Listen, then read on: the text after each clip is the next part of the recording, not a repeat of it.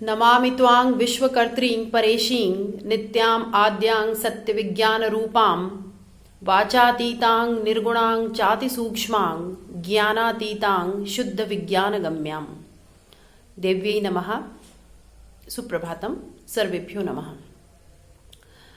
प्रिय विद्यार्थिनः, काव्यप्रकाशे लक्षणाशब्दशक्त्याः विमर्शः प्रचलति। आचार्येण मम्मटेन स्वस्य ग्रन्थे विस्तरेण शब्दशक्तीनां विमर्शः कृतः वर्तते। बहुभ्यः दिनेभ्यः भवन्तः पठन्तः एव सन्ति। गतदिने कुमारिलभट्टस्य श्लोकवार्तिके लक्षणायाः यद् लक्षणम् उक्तं तत् आचार्येण मम्मटेन सूचितं। तदनन्तरं सम्प्रति शुद्धासारोपासाध्यवसानयोः उदाहरणं प्रस्तौति। भवतां हस्ते ग्रन्थः स्यात् चेत् पश्यन्तु। अद्य मया न लिखितं वर्तते, नो चेत् पृथक्तः अहं कर्गदे दर्शयामि, किन्तु अद्य नास्ति, अतः भवन्तः ग्रन्थे पश्यन्तु। तत्र लिखितं वर्तते आयुर्घृतम् आयुरे वेदम् इत्यादौ च सादृश्यात् अन्यत् कार्यकारणभावादिसम्बन्धान्तरम् एवमादौ च कार्यकारणभावादिलक्षणपूर्वे आरोपाध्यवसाने। अत्र भवन्तः जानन्त्येव यत् सादृश्येतरसम्बन्धात् शुद्धा लक्षणा भवति। सा च द्विविधा, सारोपा साध्यवसाना भेदेन। किमुच्यते? आयुर्घृतम् आयुरे वेदम्। एतयोः उदाहरणयोः सादृश्यसम्बन्धः नास्ति, कार्यकारणभावसम्बन्धः जन्यजनकभावसम्बन्धः वर्तते। विस्तरेण अवगच्छन्तु। आयुर्घृतम् इति शुद्धासारोपलक्षणायाः उदाहरणम्। को अर्थः? दीर्घजीवनं घृतेन लभ्यते इति। दीर्घजीवनरूपकार्यस्य घृतं कारणम् इति। अर्थात् घृतं खादन्तु, तेन दीर्घजीवनं लभते, आयुष्यवृद्धिर्भवति इति। अत्र कार्यकारणभावसम्बन्धेन आयुपदस्य आयुर्जनके घृते लक्षणा भवति। शुद्धालक्षणायाः द्वितीयभेदस्य शुद्धा साध्यवसानालक्षणायाः उदाहरणं प्रदत्तम् आयुरे वेदम् इति। अत्र इदं पदेन घृतादेः उपस्थितिः भवति। पूर्वं भवन्तः पठितवन्तः साध्यवसाना कुत्र भवति, पुनश्च सारोपा कुत्र भवति। तत्र सारोपालक्षणायां भवद्भिर्दृष्टं द्वयोः पदयोः उल्लेखः कृतः, आयुः घृतम् इति। किन्तु अत्र किमुक्तम्? आयुरे वेदम्। अत्र इदं पदेन घृतपदस्य उपस्थितिः, घृतपदं न उक्तम्। अत्रापि मुख्यार्थलक्ष्यार्थयोः कार्यकारणभाव एव सम्बन्धः भवति। किन्तु भेदः कः? लक्ष्यार्थस्य घृतस्य बोधकं घृतपदं वाक्ये न उक्तम् इति। घृतपदस्य निगीर्णे सति अत्र साध्यवसानलक्षणा भवति। अस्माभिः पूर्वमेव एतत् सर्वं ज्ञातमासीत्। कदा शुद्धा भवति, कदा गौणी भवति, कदा उपादानलक्षणा, कदा लक्षणलक्षणा, पुनश्च कदा शुद्धासारोपा, कदा शुद्धा साध्यवसाना, कदा गौणी सारोपा, कदा गौणी साध्यवसाना।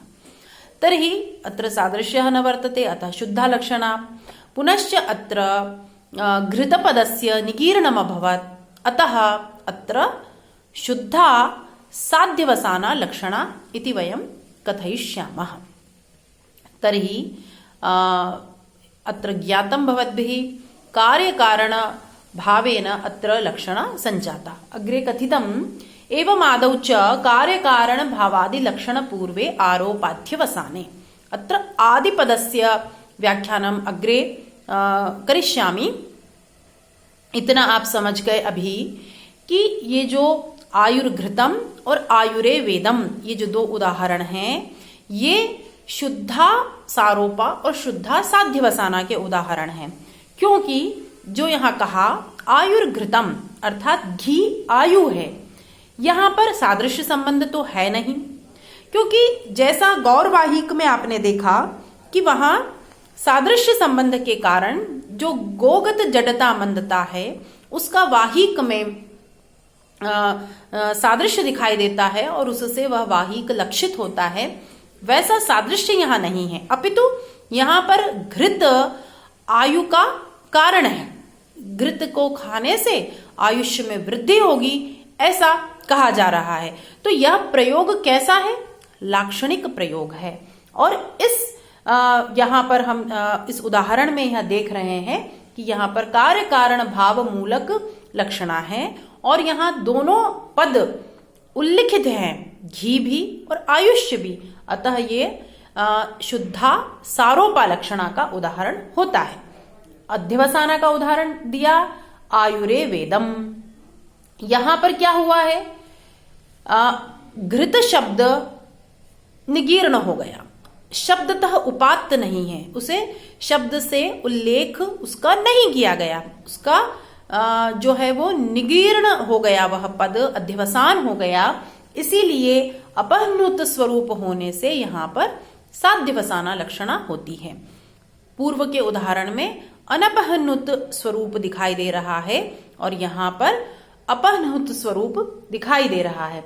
तो इसीलिए ये दोनों उदाहरण दे करके यह स्पष्ट किया कि शुद्धा सारोपा कहाँ होती है और शुद्धा साध्यवसाना कहाँ होती है। और यहाँ संबंध क्या है? कार्य कारण। आदि पद का व्याख्यान आगे 4 पंक्तियों के पश्चात किया जा रहा है। अग्रे पश्यन्तु इतोपि किं कथ्यते।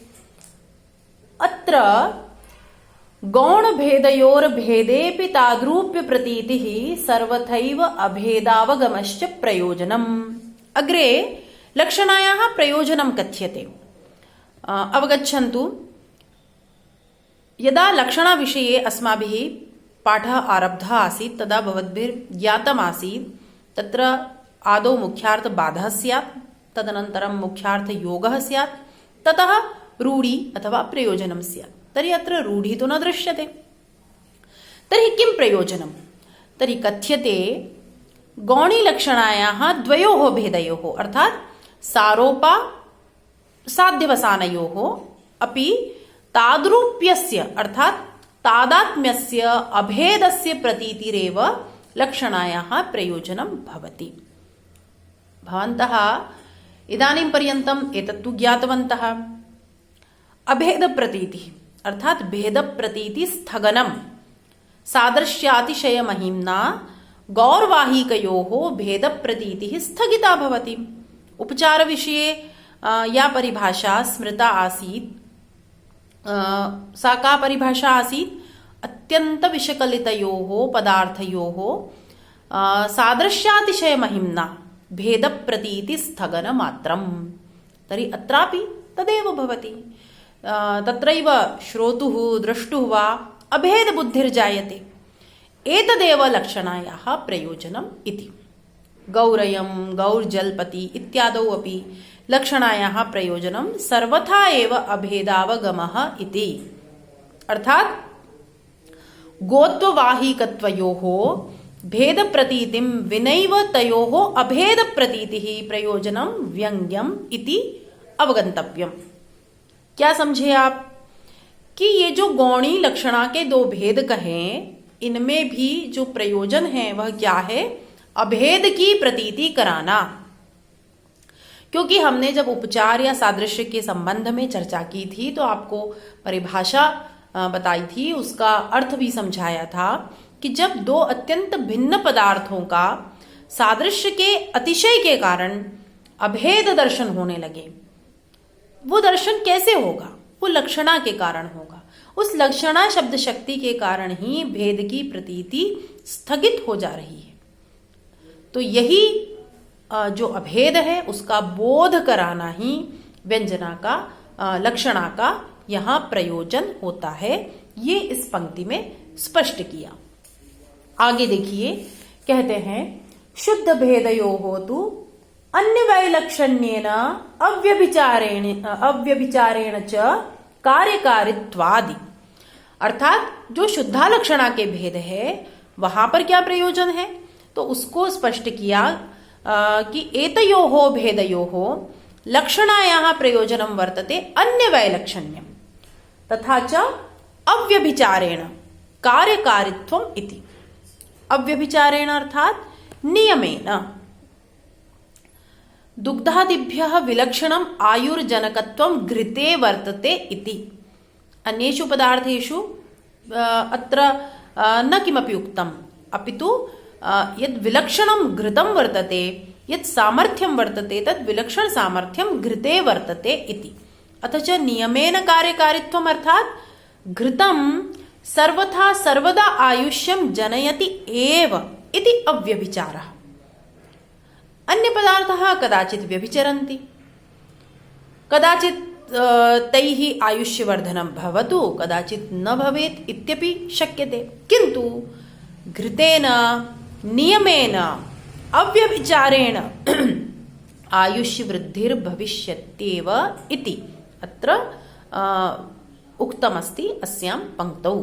अतः अत्रापि प्रयोजनम् एतत् वर्तते यत् नियमेन कार्यकारित्वं वैलक्षण्येन कार्यकारित्वम् इति। एतावत् अवगतम्। इदानीम् अग्रे पश्यामः। आप समझ गए ना यहाँ प्रयोजन क्या है इन दो भेदों में। जो शुद्धालक्षणा के भेद कहें उसमें जो कहा आयुर्घृतम आयुरेवेदम, तो यहाँ पर विलक्षणता का प्रतिपादन और जो नियम से कार्यकारिता है ऐसा संबंध यहाँ पर प्रतीत होता है, यही व्यंग्य है। अर्थात घृत सर्वदा आयुष्य का जनक होगा नियम पूर्वक। ऐसा नहीं कि कभी आयुष्य की वृद्धि करेगा कभी नहीं करेगा, ऐसा नहीं, सर्वदा करेगा। और विलक्षण अर्थात दुग्ध से निर्मित अन्य भी पदार्थ है, लेकिन दुग्ध इत्यादि के बारे में चर्चा नहीं हो रही है।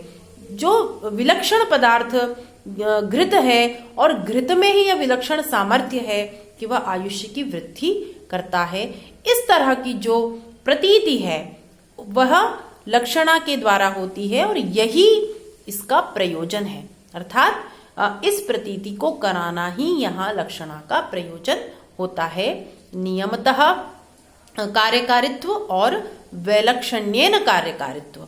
तो ये आपने देखा इस पंक्ति के माध्यम से कि शुद्धा के ये जो दो भेद थे इनमें लक्षणा का प्रयोजन क्या था। क्योंकि वही स्मरण कीजिए, लक्षणा को घटित होने के लिए जो तीन तथ्य हमने कहे, मुख्यार्थ बाध, मुख्यार्थ योग और उसके बाद में रूढ़ी या प्रयोजन। तो मुख्यार्थ बाध और मुख्यार्थ योग को आप समझ चुके हैं। यहाँ यह ज्ञातव्य था कि यहाँ रूढ़ी तो नहीं है तो प्रयोजन क्या है, तो उस प्रयोजन को यहाँ सिद्ध किया। इतोपि अग्रे किंचित पश्यामः। अग्रे कथ्यते क्वचित् तादर्थ्यात् उपचारः यथा इंद्रार्था स्थूणा इंद्रः, क्वचित् स्वस्वामी भावात् यथा राजकीयः पुरुषो राजा, क्वचित् अवयवी भावात् यथा अग्रहस्त इत्यत्र अग्रमात्रे अवयवे हस्तः, क्वचित् तात्कर्म्यात् यथा अतक्षा तक्ष। अस्तु, चत्वारि उदाहरणानि अत्र प्रदत्तानि। किं वक्तुमिच्छति आचार्यः? सादृश्येतर संबंधादपि लक्षणा भवति इति। भवन्तः एतत् तथ्यं तु पूर्वतः जानन्ति, क्वचित् सादृश्येन लक्षणा क्वचित् सादृश्येतर संबन्धात्। तर्हि इदानीं कार्यकारणभावविषये सूचितम्।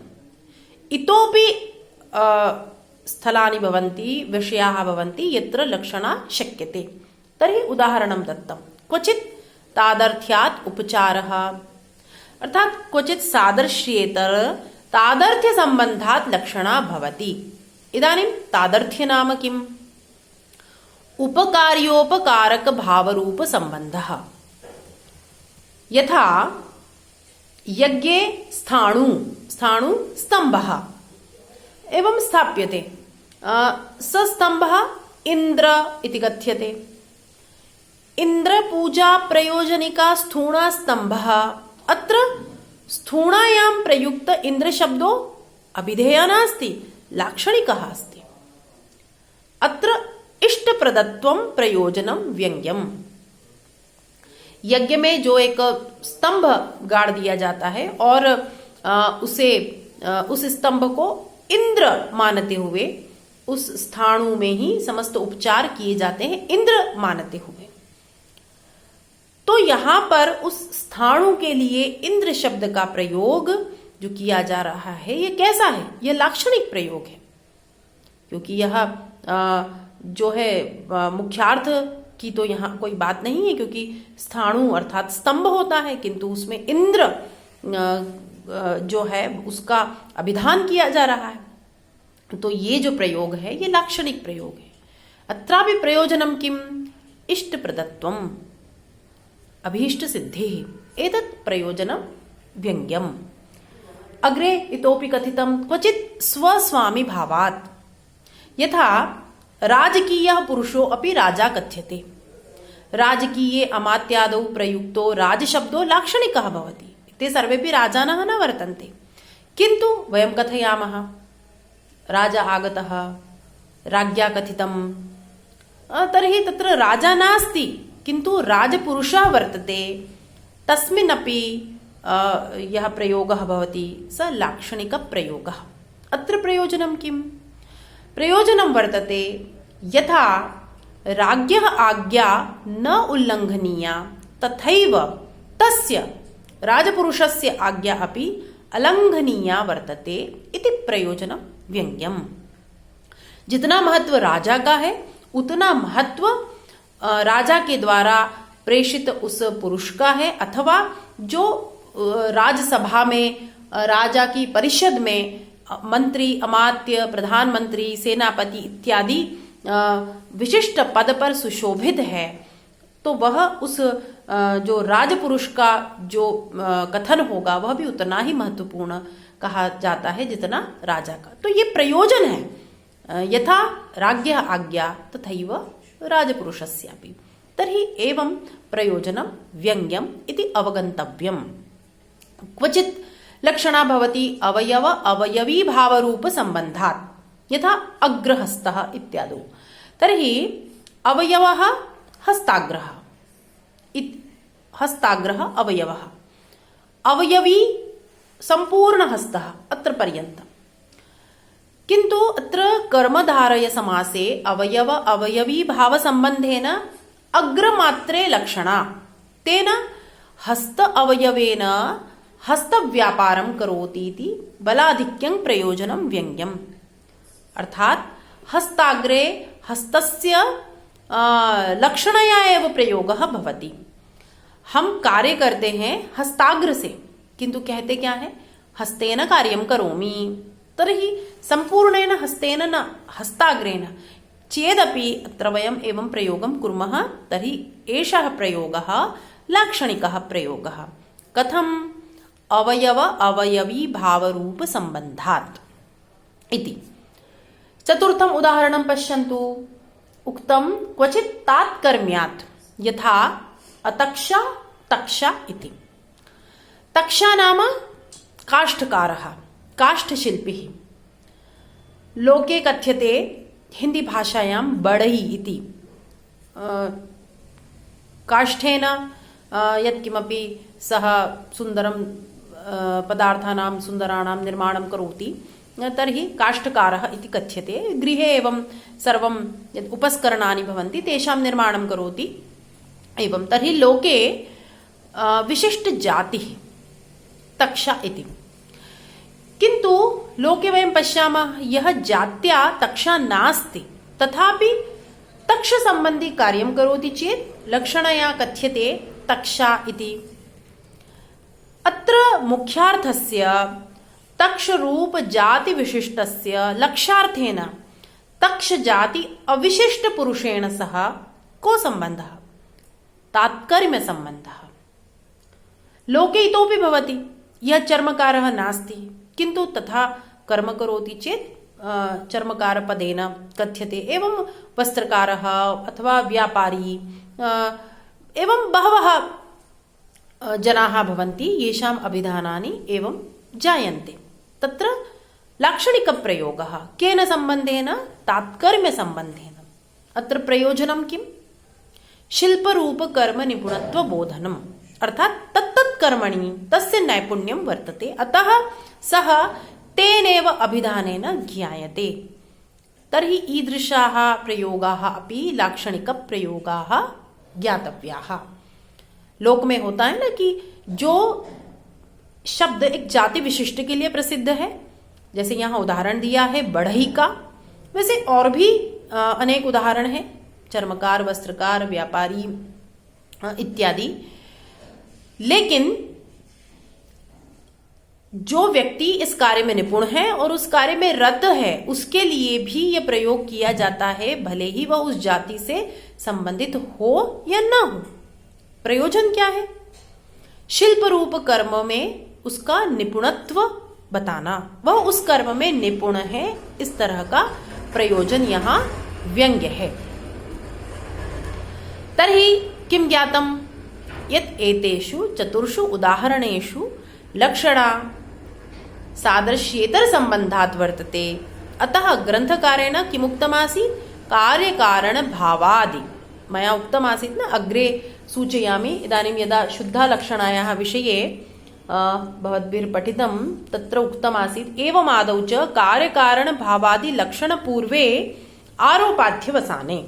तर्हि आदिपदेन एतत् सर्वमपि अवगन्तव्यम् इति।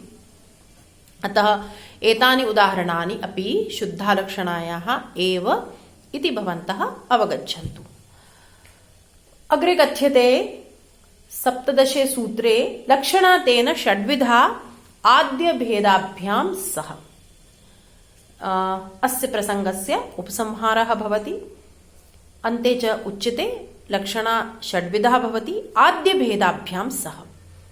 पूर्वोक्ताः भेदाः उपादानलक्षणा, लक्षणलक्षणा, शुद्धासारोपालक्षणा, शुद्धासाध्यवसानलक्षणा, गौणीसारोपालक्षणा, गौणीसाध्यवसानलक्षणा च।